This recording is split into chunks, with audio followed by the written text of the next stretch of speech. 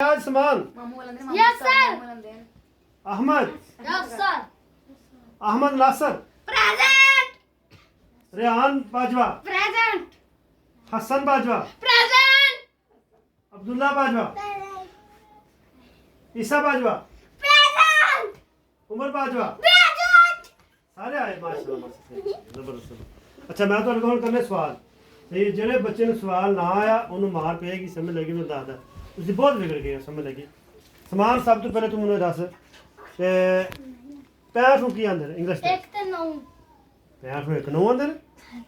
English च? तेरा मैं इलाज कर मतलब 1 9 कान फड़ कान फड़ चल चल क्लास दे चल याद कर चल क्लास दे चल याद करके कल ठीक है चल पढ़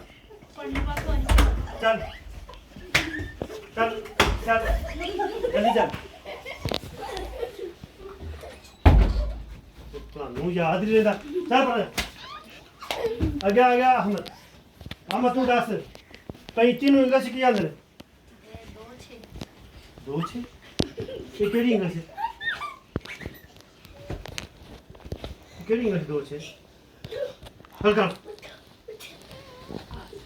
ये साल हो गया मैं पढ़ा दिया तुम चल बच्चा याद करके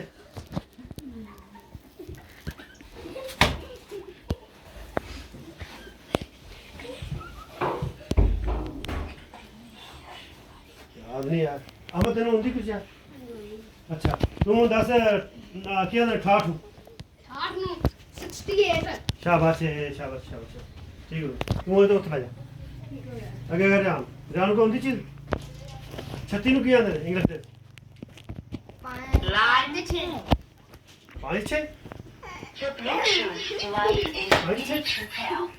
5 6 चल याद कर ये कर हसन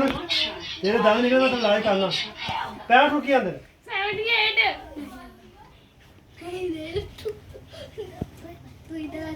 ਸਾਜੀ 78 65 ਨੂੰ ਹਾਂ ਸਾਜੀ 65 ਨੂੰ 65 ਦਾ ਤੂੰ ਉਸਲਾ ਸਿਆਣਾ ਬਰਾ ਯਾਰ ਨਹੀਂ ਹੁੰਦਾ ਚੱਲ ਪਾਸ ਹੋ ਗਿਆ ਚੱਲ ਠੀਕ ਤੇ ਹੁਣ ਮਾੜਾ ਮੋਟਾ ਆ ਕੇ ਠੀਕ ਹੋ ਗਿਆ ਹਾਂਜੀ 10 ਨੂੰ ਕੀ ਆਂਦੇ ਨੇ ਉਰਦੂ ਦਾ 10 ਨੂੰ 10 ਨੂੰ ਕੀ ਆਂਦੇ ਨੇ 2 ਇਹ ਕਿਹੜੀ ਉਰਦੂ ਹੈ 10 ਨੂੰ 10 ਹੀ ਆਂਦੇ ਨੇ ਬਸ ਇੱਕ ਵੀ ਲਾਗ ਸੁਣਾ ਗਾਣ ਇੱਕ ਦੋ ਗਾਣ ਕਿਤੇ ਸੁਣਾ ਉਰਦੂ ਚ 1 2 ਹਾਂ 1 2 3 4 5 6 7 8 9 10 चल याद करते तू सुना हिंदी सुना 1 2 3 4 6 7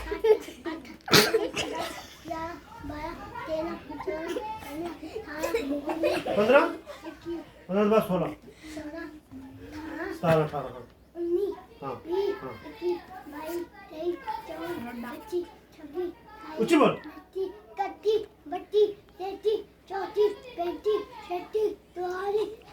सही सही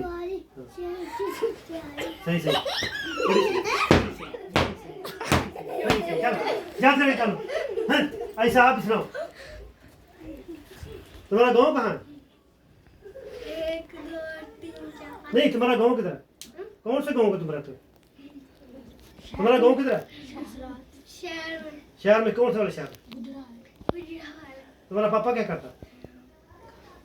बस खेलती रहता मैं खेलती रहता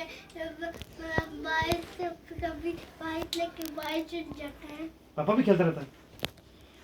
मम्मा किधर है अभी तुम्हारी गाँव गई हुई है हाँ तुम कितने कितने बहन भाई हो बहन भाई कितने हो एक भाई एक बहन सही है गिनती आती है 35 को इंग्लिश में क्या कहते हैं इंग्लिश में 35 को नहीं इंग्लिश में नहीं आती तुमको नहीं आती तुमको याद करके चल बच्चा चल याद कर